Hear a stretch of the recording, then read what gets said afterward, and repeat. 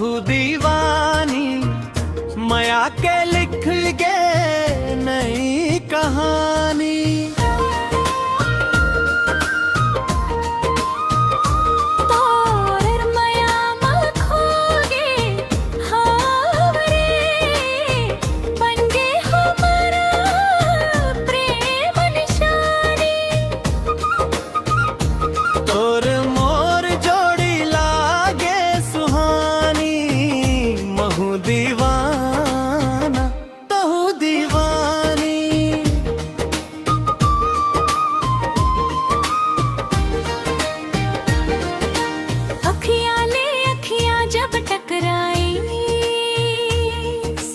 हृदय माया के फूल खिलाई तो मुस्कान मजा दुए संगी मोलापन बना डारी।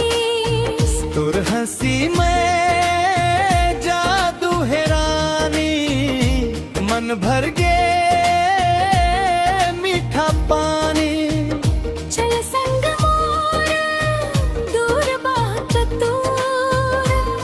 बिन लागे सब कुछ अधूरा। एक नजर मतल गे बंधनी महू दीवाना तहु दीवानी। महू दीवाना तहु दीवानी माया के लिख गे नई कहानी।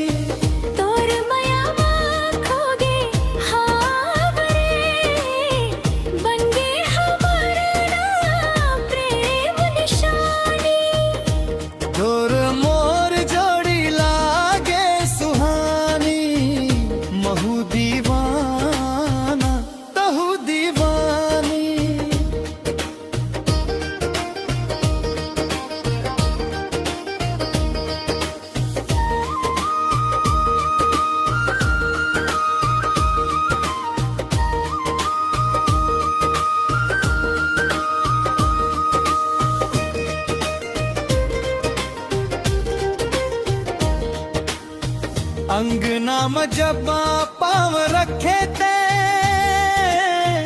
चुपचाप फुलवा महक उठे। तोर बोली के मीठा पनमा मोर सारा सपना सज उठे। दोनों धड़कन कही थे के कहानी तोरे संग जा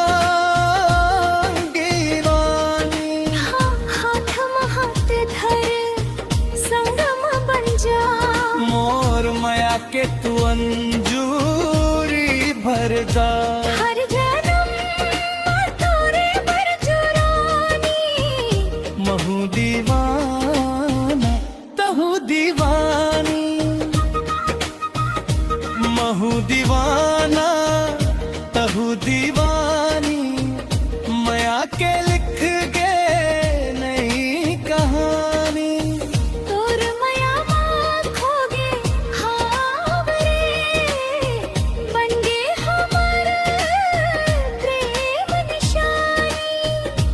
तोर मोर जोड़ी लागे सुहानी महू दीवाना तहु दीवानी।